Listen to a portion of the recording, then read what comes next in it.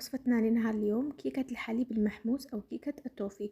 يحضروها بزاف في دول الخليج، تجي بنينة وخفيفة. سجلوا الوصفة حتى تجربوها من بعد، ويلا نبداو بسم الله. تقدروا تعبروا بالكاس إذا كنتوا عائلة كبيرة. هنا راح نستعمل الفنجان فقط.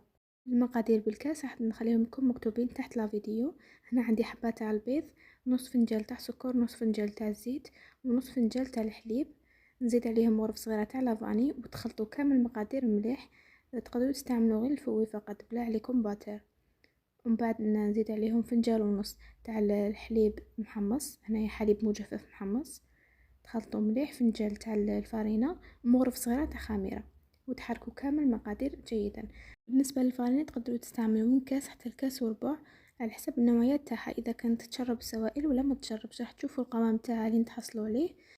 هذا هو القوام تاع الخليط. في هذه المرحلة تكونوا شعلتوا الفرن يسخن جيدا، باكي تدخلوا الكيكة بالخف تطلع معكم. هنا دهنت المول بشوية تاع الزيت، رشيته بالفارينة وندخلوها تطيب على درجة حرارة متوسطة. شعلت عليها المروحة. مدة الطياب راح تكون من 7 حتى 10 دقائق. تشعلوا ليها من تحت كي تتحمر، تزيدوا تشعلوا ليها من فوق حتى تكمل الطياب. اذا بعد ما طابت خليتها ريحة 1 ل5 دقائق هكا حتى تبرد شوية، ومن بعد فرغت عليها هذيك الصلصة تاع التوفيا.